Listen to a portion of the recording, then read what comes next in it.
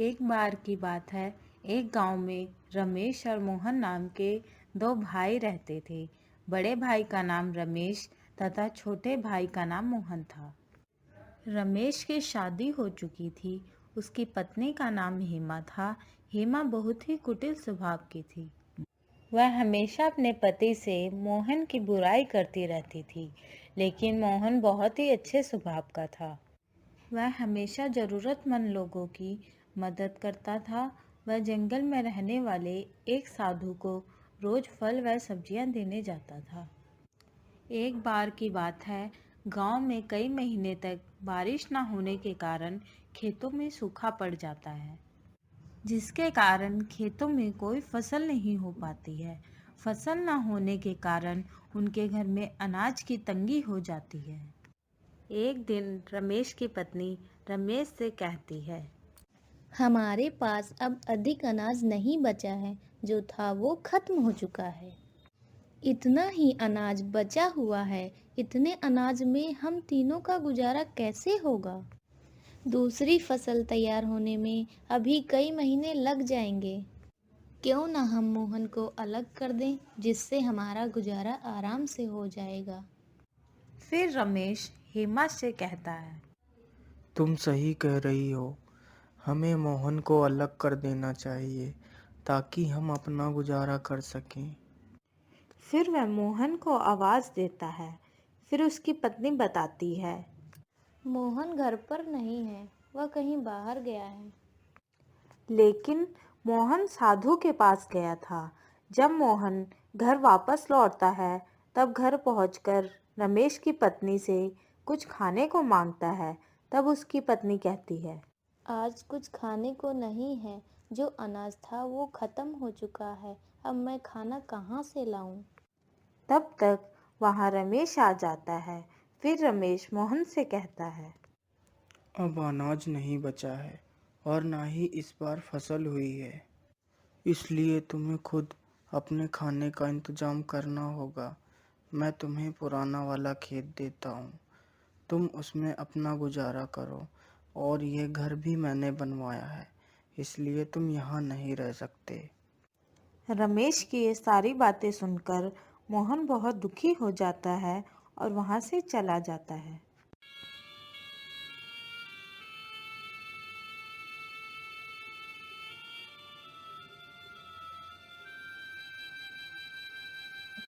और साधु के पास पहुंचता है। फिर उसे सारी बात बताता है। आज के बाद मैं आपके लिए कुछ नहीं ला पाऊंगा, क्योंकि मेरे पास खुद कुछ खाने को नहीं है और मुझे बहुत तेज भूख भी लगी है। मोहन की यह बात सुनकर साधु बोलता है, बेटा, तुम चिंता मत करो, मैं तुम्हारे लिए कुछ खाने को लाता हूँ।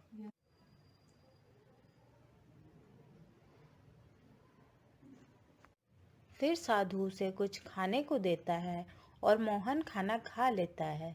फिर साधु उसे एक जादुई घड़ा देता है और कहता है, बेटा, ये घड़ा लो। तुम इस घड़े के सामने अपनी जो भी इच्छा प्रकट करोगे वह पूरी हो जाएगी। लेकिन याद रखना, अगर इस घड़े के सामने अन्य व्यक्ति ने अपनी इच्छा प्रकट की तो उसकी मृत्यु हो जाएगी। ठीक है बाबा, मैं इस बात को याद रखूंगा। फिर मोहन वहां से घड़ा लेकर अपने खेत के पास पहुंचता है और घड़े से कहता है, हे जादुई घड़े, मेरे लिए एक घर बना दो।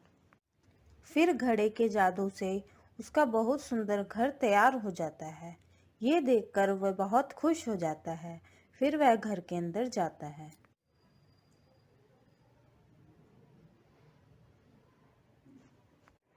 फिर रात को मोहन घड़े से कहता है, हे जादुई घड़े, मुझे बहुत तेज भूख लगी है, मुझे कुछ खाने को दे दो। जैसे ही मोहन खाना मांगता है, उसके लिए तुरंत एक खाने से भरी हुई थाली प्रकट हो जाती है। फिर वह खाना खा लेता है और सो जाता है। फिर एक दिन रमेश अपनी पत्नी से कहता है, पता नहीं मोहन इतने दिनों से कहाँ है, दिखाई ही नहीं देता। फिर उसकी पत्नी कहती है, हमें क्या मतलब है, कहीं भी रहे। फिर एक दिन रमेश को गांव का एक व्यक्ति बताता है कि मोहन पुराने खेत में रहता है और उसने वहां एक बहुत अच्छा घर बनवा रखा है और वह बहुत अमीर हो गया है। यह सुनकर रमेश चौंक जाता है और वहां से चला जाता है। घर पहुंचकर अपनी पत्नी को सारी बात बताता है।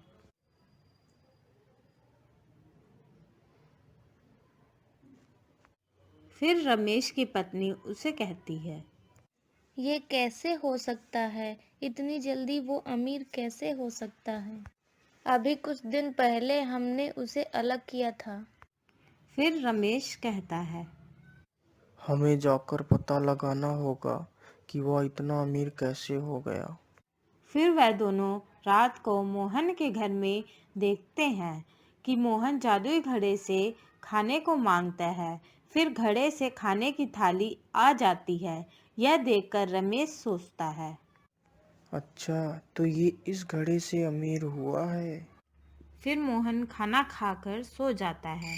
फिर रमेश घड़े को चुरा कर ले जाता है और सुबह होते ही उस घड़े से कहता है, हे जादुई घड़े, मुझे बहुत सारा सोना दे दो। जैसे ही रमेश अपनी इच्छा घड़े के सामने प्रकट करता है, उसकी तुरंत मृत्यु हो जाती है। यह देखकर उसकी पत्नी जोर जोर से रोने लगती है और कहती है, हाय हाय, ये क्या हो गया आपको, हे भगवान, ये क्या कर दिया आपने। फिर वह दौड़कर मोहन के पास जाती है।